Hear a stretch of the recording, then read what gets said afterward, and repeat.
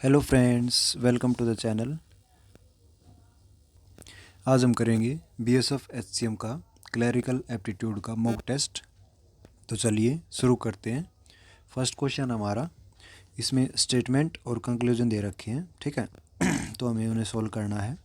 कुछ इमारतें झोपड़ी हैं, तो यहाँ पे कुछ इमारतें झोपड़ी बना लेते हैं, ठीक है। तो ये होगी इमारत।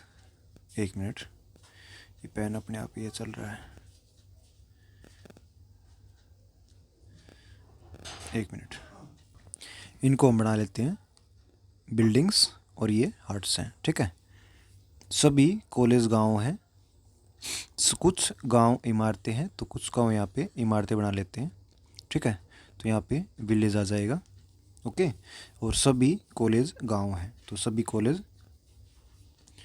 गांव आ जाएंगे यहाँ पे इस टाइप से, ठीक है। तो ये कॉलेज आ जाएगा, ओके।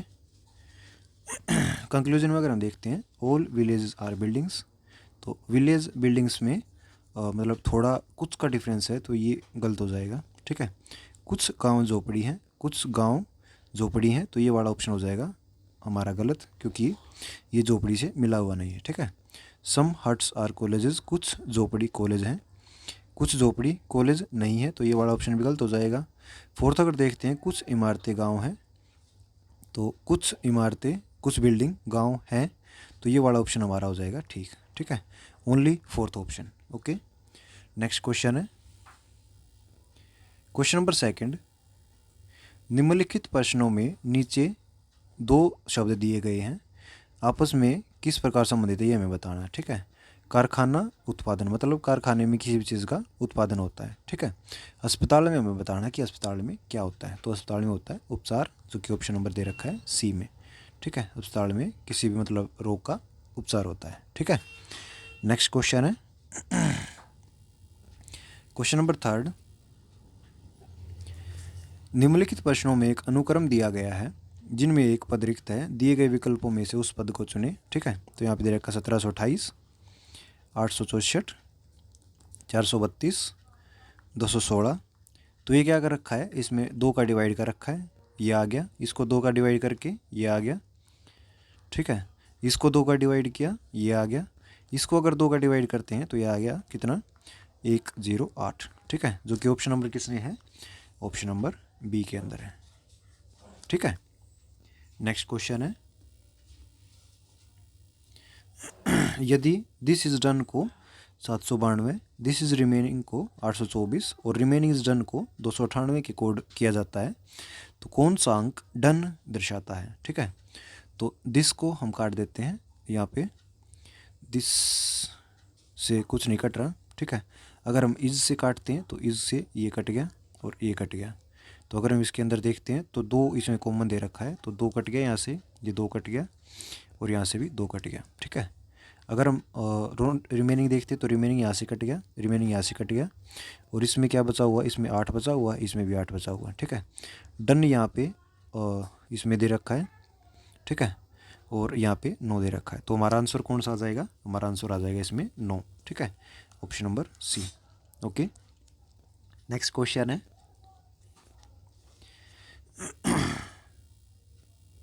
दिए गए शब्दों को अर्थपूर्ण अनुक्रम में व्यवस्थित करें और नीचे दिए गए विकल्पों का उपयुक्त अनुक्रम का चयन करें, ठीक है।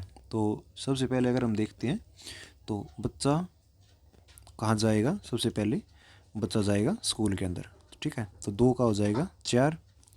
उसके बाद वो कहाँ जाएगा, वो जाएगा कॉलेज में, तो इसका हो जाएगा 1, ओके।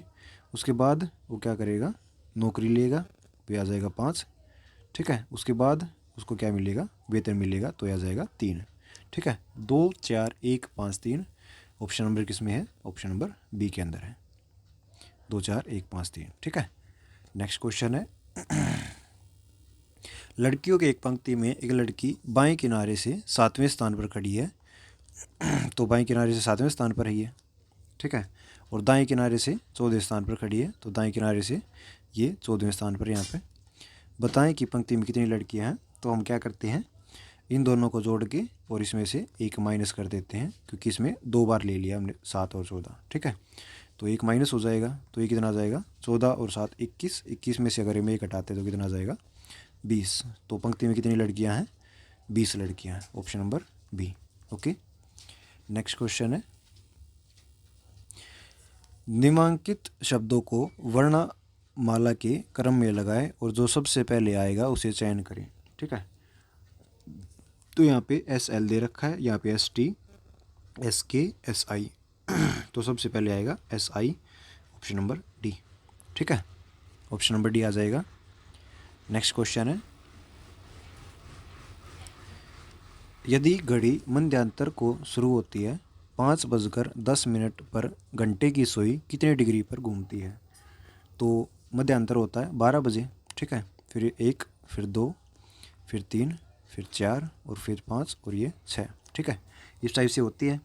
तो हमें बताना कि इनके बीच में घंटे की सुई 5:10 पर कितनी डिग्री पर घूमती है। ठीक है, तो अगर हम देखते हैं इसके अंदर तो 5 मिनट में 1 मिनट में ये कितनी डिग्री घूमती है, 1 मिनट में ये घूमती है 6 डिग्री। ठीक है, घंटे की सुई 1 मिनट में कितनी डिग्री घूमती है 6 डिग्री। तो यहाँ पे 5 मिनट हो जाएंगी, यहाँ पे 10, यहाँ पे 15, यहाँ पे 20 और यहाँ पे 25 मिनट। ठीक है, तो 25 मिनट में कितनी डिग्री घूमेगी 25 गुणा में 6, मतलब हो जाएगा 150 डिग्री।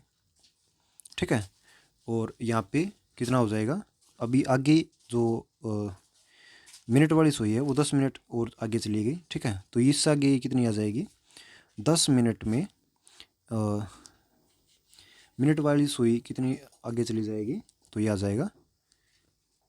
अगर हम देखते हैं जो हमारी जो सुई है, जो ये कौन सी सुई होती है, मिनट वाली सुई। ठीक है, मिनट वाली सुई अगर 1 घंटे में पूरा चक्कर लगाती है तो घंटे वाली सुई कितना चक्कर लगाती है 5 से 6 तक का। ठीक है, मतलब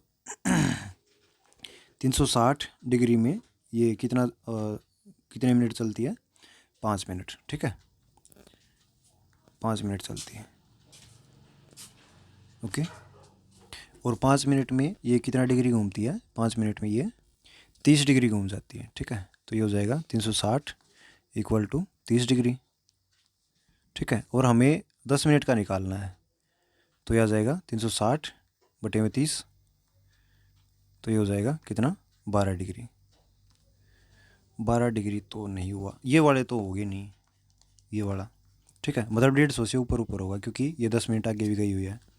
ठीक है, तो हमारा हो जाएगा 155 डिग्री। मेरे को पता नहीं, अभी ध्यान नहीं आ रहा बिल्कुल भी, लेकिन इसका आंसर 155 डिग्री होगा। ठीक है, नेक्स्ट क्वेश्चन है यदि 17 मार्च 1980 को सोमवार था तो 12 जुलाई 1980 को कौन सा दिन होगा।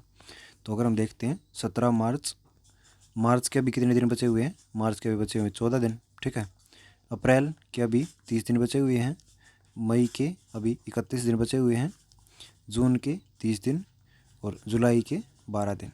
ठीक है, अभी अगर हम इन सभी को जोड़ते हैं तो हमारे पास कितना आ जाएगा 117 दिन।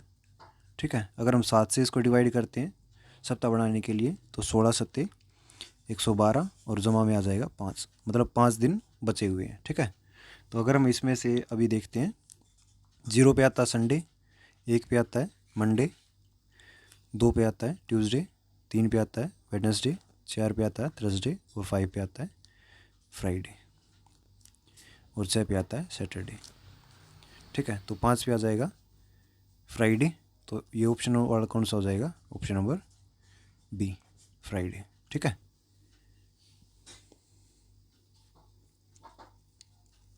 नेक्स्ट क्वेश्चन है एक तस्वीर की ओर इशारा करते हुए ऋतिक कहता है तस्वीर में यह औरत मेरे भांजे, मतलब ऋतिक की बहन का बेटा मेरे भांजे की नानी है, मतलब ये इसकी माँ होगी। ठीक है, तस्वीर में महिला ऋतिक की इकलौती बहन से कैसे संबंधित है, तो इसकी माँ हो जाएगी, ऑप्शन नंबर सी। ठीक है, नेक्स्ट क्वेश्चन है गोपाल बिंदु एक्स से पूर्व की तरफ जाता है, बिंदु एक्स हमने मान लिया यहाँ पे, और ये पूर्व की तरफ चला इस साइड। ठीक है, और 4 समकोण पर वामार्थ घूमता है, मतलब उल्टी दिशा में घूमता है, 4 समकोण बना के। मतलब एक समकोण यहाँ पे बनाया, दूसरा समकोण यहाँ पे बनाया, तीसरा यहाँ पे बनाया और चौथा यहाँ पे बनाया। प्रत्येक मोड़ के बाद सीधे चलता है, सीधा चल लिया। ठीक है, अब उसका मुख किस दिशा में है, तो अब उसका मुख किस दिशा में हो गया, अभी उसका मुख हो गया ईस्ट, मतलब पूर्व दिशा की ओर। ठीक है, option number A. Next question है, यदि चिन्हों माइनस और मल्टीप्लाई तथा 3 और 15 को परस्पर बदल दिया जाए तो हमें इसका वैल्यू बतानी है। ठीक है, तो 3 को और 15 को बदलना है, तो 15 की बजाय 3, और डिवाइड यहाँ पे प्लस है तो यहाँ जो प्लस 12 डिवाइड बाई 6, माइनस की जगह मल्टीप्लाई करना है और ये आ जाएगा 4 और ये आ जाएगा और 3। ठीक है, तो यहाँ पे आ जाएगा 3। अगर हम इसको काटते हैं तो ये हो जाएगा 2। 15 मल्टीप्लाई पहले तो ये हो जाएगा 15 जमा 8 घटा में 3, 15 और 8 हो जाएगा कितना 23, 23 घटा 3 हो गया कितना 20। ठीक है, तो ऑप्शन नंबर कौन सा आ जाएगा, ऑप्शन नंबर ए 20। ठीक है, नेक्स्ट क्वेश्चन है, राज और अमन की वर्तमान आयु का अनुपात 4:3 है। तो हमने मान लिया ये राज है, ये अमन है, इनकी वर्तमान आयु का अनुपात 4x और 3x है। ठीक है, 5 वर्ष पश्चात अमन की आयु कितनी है 23, तो यहाँ पे 5 वर्ष इसमें जोड़ दिए और 5 वर्ष इसमें जोड़ दिए, इक्वल टू इसकी आयु कितनी दे रखी है 23। ठीक है, तो अगर हम इसमें अभी सॉल्व करते हैं तो किसकी वैल्यू आएगी, पहले आएगी अमन की वैल्यू 3x इक्वल टू 23 में से 5 गए कितना आ गया 18, तो x की वैल्यू कितनी होगी, x की वैल्यू होगी 6। ठीक है, तो 6 चौक हो गया 24। तो राज की वर्तमान आयु बतानी थी, राज की वर्तमान आयु कितनी है 24, option number C. Okay, next question है,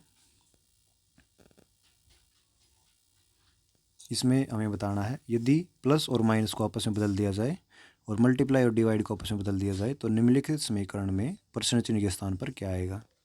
ठीक है, तो 321 माइनस का करना प्लस और मल्टीप्लाई का करना है डिवाइड, तो यहाँ पे डिवाइड मल्टीप्लाई हो जाएगा 22 और ये है प्लस का हो जाएगा माइनस।